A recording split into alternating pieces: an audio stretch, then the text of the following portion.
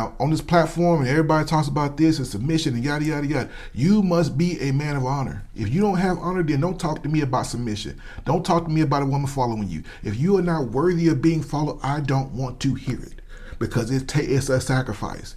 A big part of being a man is self-sacrifice. You cannot expect a woman to submit to your leadership when you have no vision, you have no resources. These are things that men have to have. I'm sorry, the game is rigged. This is what it is. If you want a woman to follow you, you cannot have her following you into a cardboard box.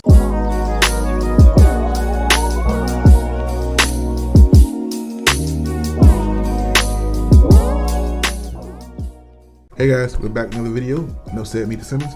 Today we got a video from one of my favorite financial gurus, Anthony O'Neill. It was a day, I remember it specifically like it was yesterday. Honestly, it was about 18 years ago.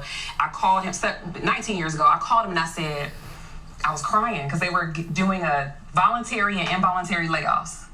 And it was around December time frame, and I just, found a quiet place, and I'm on the phone at work crying because I wanted to take the voluntary. And we had debt still. And I didn't hate my job, but the life of not being with my two kids, or the flexibility like he was speaking of, or, just knowing that I had the grind of having to pay, $2,000 on the rest of this student loan debt in order for us to be done, like that pressure and stress. I mean, I was at work distressed because I wanted to have that option to leave, and I didn't have the option to leave. How did you calm her down in that time? I think in that moment, I just reminded her the bigger picture. And, when you're in a situation, that's not the time if she's crying, that's not the time for me to start crying. That's the time for me to show up, because, and in relationships, that's really, you need someone to be the balance. Yeah. And in that moment, I had to say, look, this may not be the right time. We're close to our goal. And just know that we will have that option available to us. Let's stay the course. Right. And so just giving her that leadership and that guidance and that reaffirmation at that point, that letting her know you will have that option. That's a big one. It's a big one.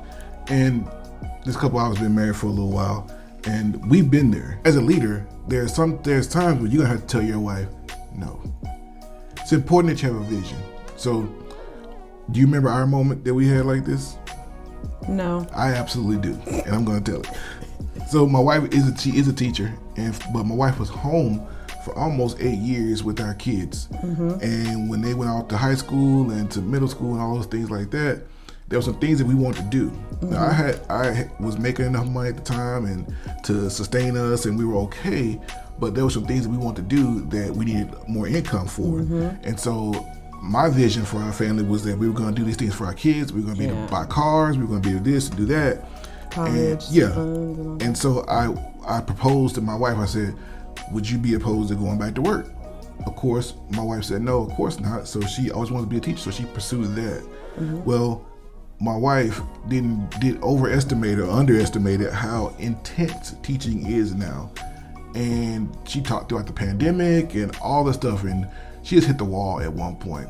And one morning we were getting ready for work, and I look over, she's over there crying. She's literally crying, and she's like, I'm gonna quit my job today. I don't like seeing my wife upset at all.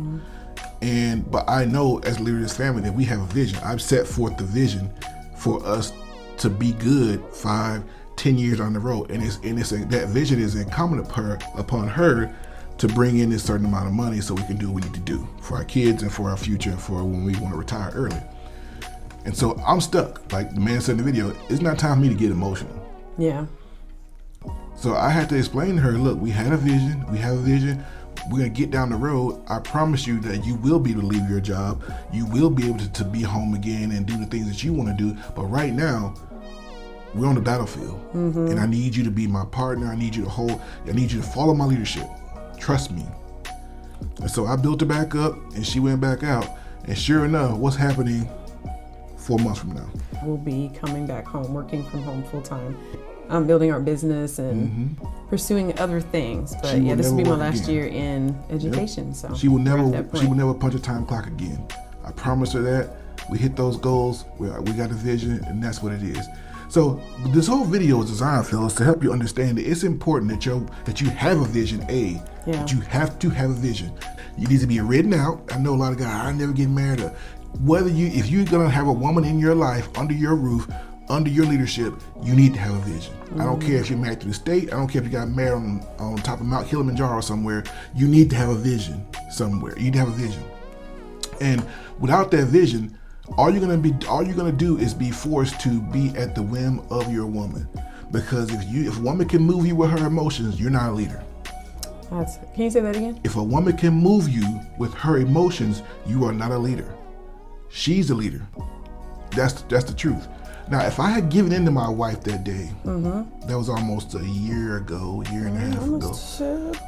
If I had given in to my wife that day, given in to her emotions, said, go ahead, quit your job, babe, we would not be where we are now. We wouldn't even be sitting in front of you. We wouldn't have the time nor the finances to do what we do with our business, and our kids wouldn't have what they need to get down the road for college and the cars and all the stuff like that if I had given in to my wife's emotion.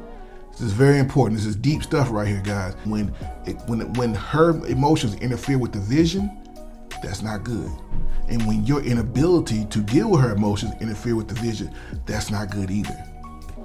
So what was going through your head, wife, throughout this thing that we went through that's very similar to this couple here? In that moment, it just felt like I couldn't win, and I had reached my capacity. I felt like I had given all I could give in that in my profession. I wasn't thinking like, oh man, we have plans, we have a vision, we're gonna see certain things out so that we can do certain things that we had said. In that moment, it's just I was in my feelings. Yep, and that right there, that's what you got to understand about the feminine and the masculine. We have to understand that we're not the same. We're not the same.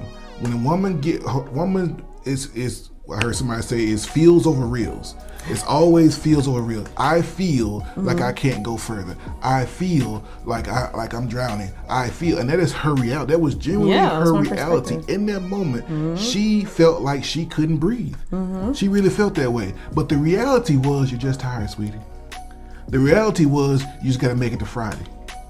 And then you could do what you want to do Saturday, and then Sunday, and then we back at it again. So as a leader, I had to do that. And there were certain things I had to put in place too. So after we had that issue, I called my kids together. I said, hey, look, mommy's only job around here is to go to work. She ain't cooking.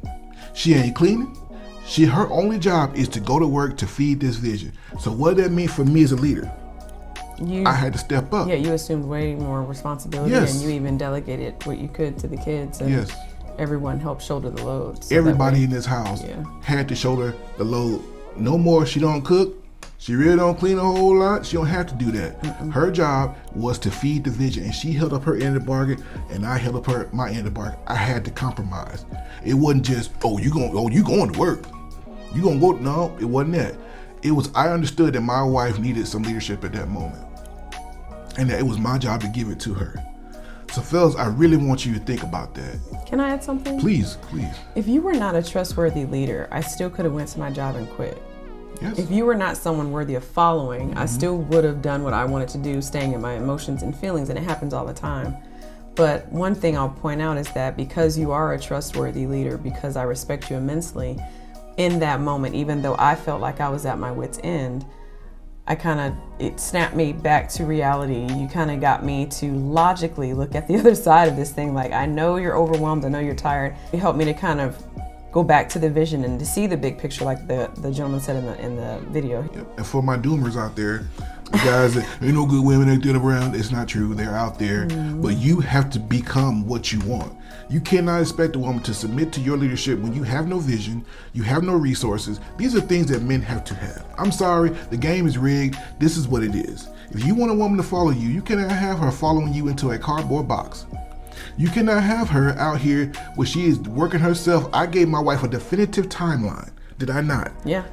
I need you to do this from here to here. I understand the feminine is not the masculine. She is not made to pull a plow all day long. I've been plowing through for 28 years. I'm exhausted, but guess what? I'm built for it. She ain't. Nope. She's not. And so if you want a feminine woman, you're gonna have to make provision for her. And so that is what it is. You have to be a man of your word, a man of honor, a man of integrity. I know those words don't mean nothing to anybody anymore, but they mean something to me. Now, on this platform, and everybody talks about this and submission and yada, yada, yada, you must be a man of honor. If you don't have honor, then don't talk to me about submission. Don't talk to me about a woman following you. If you are not worthy of being followed, I don't want to hear it, because it's a sacrifice. A big part of being a man is self-sacrifice. So great stuff here. Anthony O'Neill is starting to get into that into the relationship space a lot. He's talking about that a lot. So Mr. definitely go over and O'Neill. check him out. You know, I don't absolutely agree with everything he says and people on the panel, but I love a great discussion. Yep. So with that, that's enough said. said.